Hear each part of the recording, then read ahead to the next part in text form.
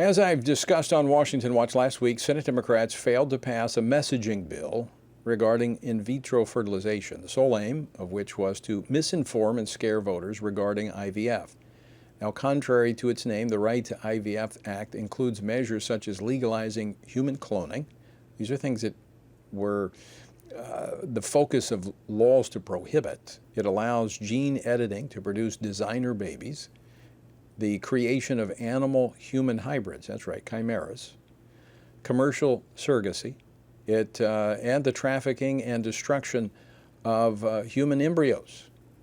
Now, attacks on Republican senators who blocked this legislation have already begun, and this will remain a top item through the November elections. The Democrats, the left, feel like they have really a trio of issues: abortion, IVF, and contraception.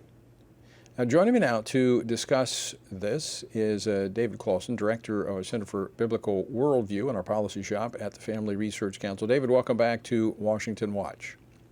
Great to be with you, Tony.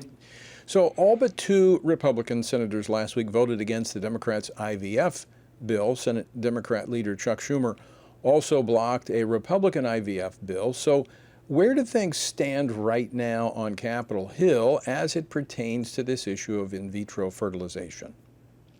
Yeah, that's right, Tony. There was a lot of action last week, as you said. The Democrats, led by Chuck Schumer, blocked the bill, the IVF Protection Act, introduced by Senators Ted Cruz and Katie Britt. And then the following day, the Democrats' bill, which is actually a series of 4 bills that have been put together, kind of known as the Right to IVF Act, that failed to clear the 60-vote threshold. And so right now we're kind of at a standstill. Of course, the majority leader could bring that bill back at a later time if he chose. But for now, neither one of those bills is moving right now.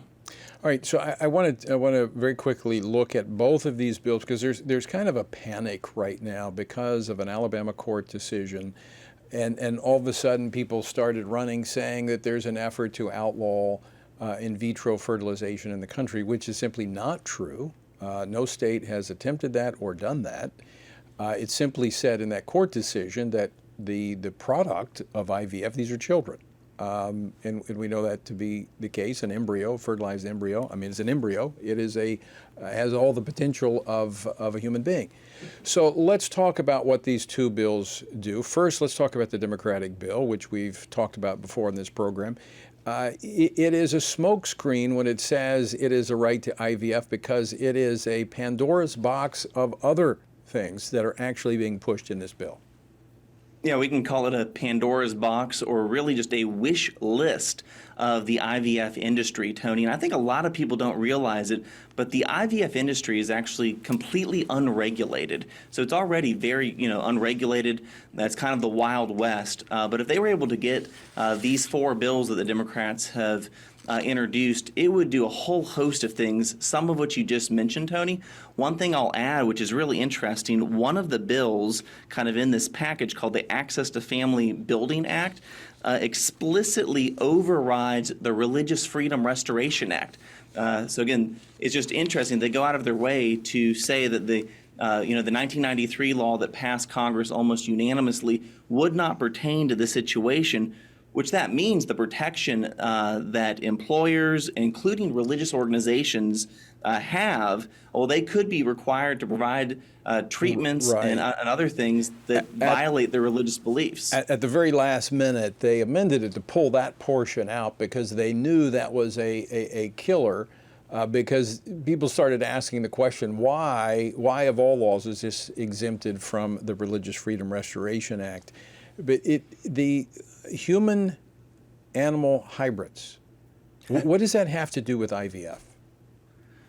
It has nothing to do with IVF, Tony, and I think that's why a bill like this, again, is just so problematic. And I think it speaks to the fact, Tony, that Democrats in an election year trying to support the president's flagging campaign right now are really trying to throw everything they can at the wall. And they realize abortion, IVF, and these issues are things they think they can win on. Very quickly, the Republicans have a bill as well, but it has some problems. It has no guardrails. That's right, Tony. It has no guardrails. It specifically says that it would require states that receive with their Medicaid funding they couldn't prohibit IVF if they wanted to receive this funding. But the problem is they don't define what prohibiting would look like. They don't really define any of these issues. And so this couldn't, if a state wanted to put just common sense protections within the IVF industry, potentially those would come into conflict with this legislation. For instance, we know that at least 10 to 12 embryos are created in the IVF process, and there's no regulation of that. And those excess embryos are either frozen, destroyed, or sometimes experimented upon. So if a state wanted to, which some states have, restrict that, that could run afoul of even the Republicans' bill.